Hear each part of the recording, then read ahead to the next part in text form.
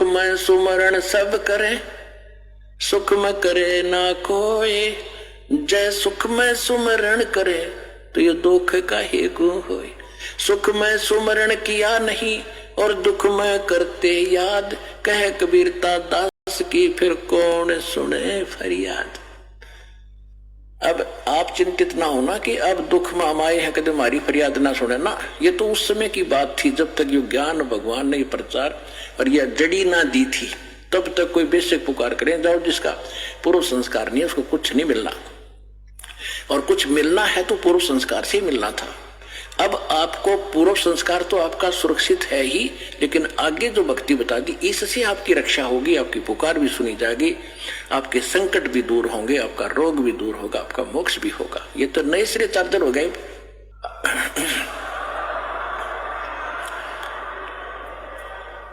तो वो तो उनके लिए बोली गई थी वाणी, जब भक्ति वो गलत कर रहे थे तब कह रहे थे तुम अब ठीक है, तुम्हारा पूर्व संस्कार का तुम्हें मिल रहा है, जब तक तुम्हारी बैटरी चार्ज रहेगी पूर्व जन्म के पुण्य तुम्हारे साथ है, कितनी को बद करो, कितने खोटे काम करो, वो तो सारी मिलेगी।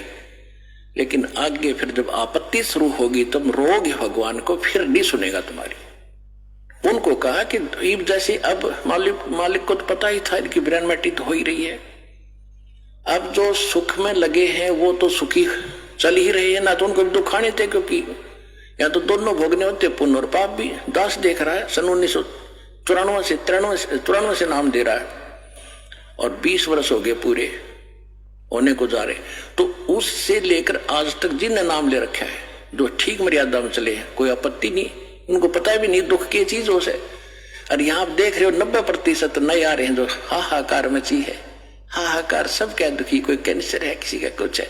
हमारी आत्मा भी रोती है बैठकर, बाद में याद करते हैं परमात्मा आपके बच्चों का क्या हाल हो गया, आप पर दया करोगे दाता, इनकी बुद्धि भी आप ही बदल सकते हो। ये तो रंग रखी, रंग में काल ने मेरे एजेंट छोड़ रखे कि आपका एक दास ये ज्ञान बताने वाला और लाखों करोड़ों की संख्या में इनको बहकाने वाले, आप पर दया बख्शोगे तभी यह बात शरह चढ़ेगी हमारे जीव की बस की। क्योंकि भगवान जब दया बख्शेंगे जब आप सच्चे दिल से यो मान लोगे Kabir is God, nothing else, और कोई मदद कर भी नहीं सकता। तो ये सारा ज्ञान सुनाने का दास का उद्देश्य भी यही है कि आपको सब प्रमाण दिखा के ये सिद्ध कर दूं कि ये परमात्मा है, इसके बिना सुख कोई दे नहीं सकता, कर्म संस्कार बदल नहीं सकता।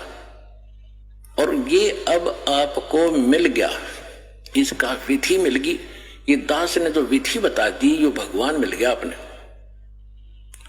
जैसे पानी प्राप्त करना है, पानी प्राप्त करने के लिए हैंडपंप लगाने की विधि बता दी, हैंडपंप सफल कर लिया तो पानी मिल गया, राम मिल गया आपको, यहीं पर राम मिल गया। और वहां सतलोक में जाओगे तो वहां तो परमात्मा है ही सब कुछ आपका, ये काल का लोक है, इसे बाहर निकाल कर आपको सुख होगा। यहाँ सुख तो ये अस्थायी है, यहाँ सुख भी दे देंगे, राजा बना दिया फिर गधा बन जाएगा।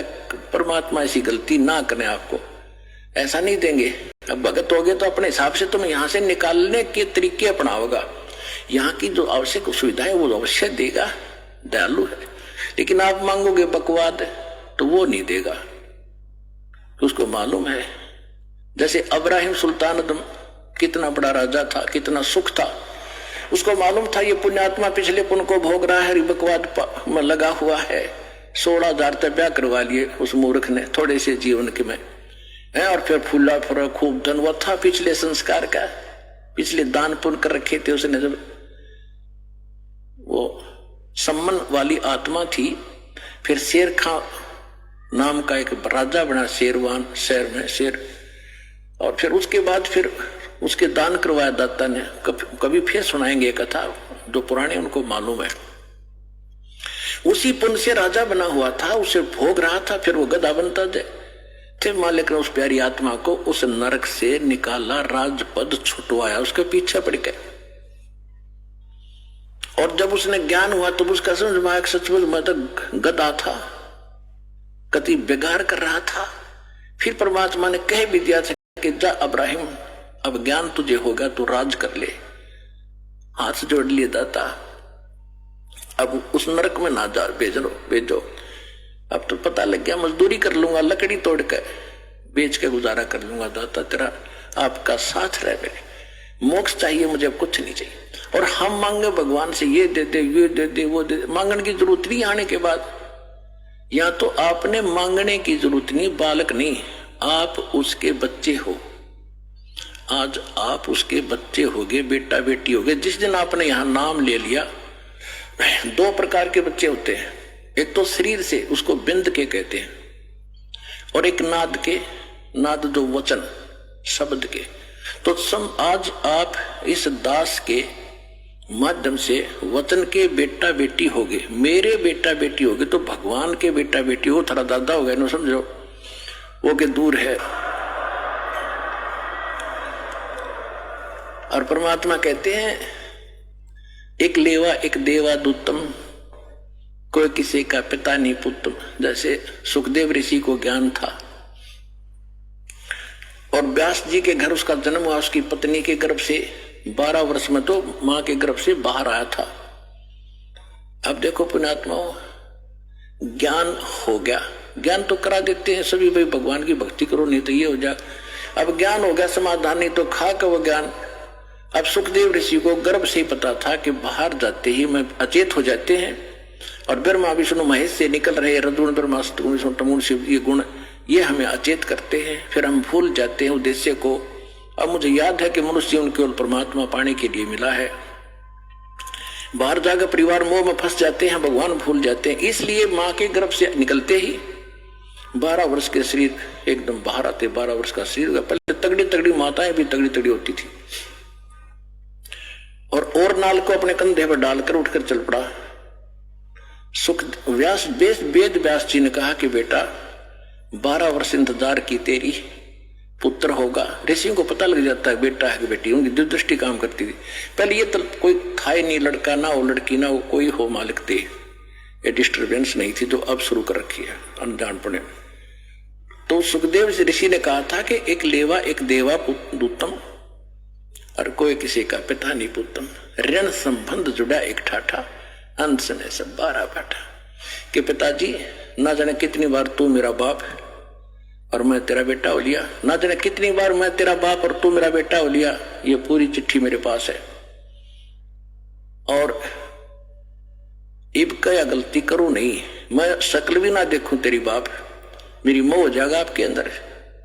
यूं कहकर पिछले संस्कार से सिद्धि से उड़कर चला गया, पिछला बैटरी चार्ज थे। अब उसको ज्ञान भी था, राजा जनक गुरु भी बना लिया, और फिर भी मोक्ष नहीं, क्योंकि राजा जनक कोई ज्ञान नहीं था कि जितना ज्ञान था बता दिया। विष्णु का पुजारी था, विष्णु लोक में वो चला गया राजा जनक, विष्णु लोक में सुखदेव चला गया।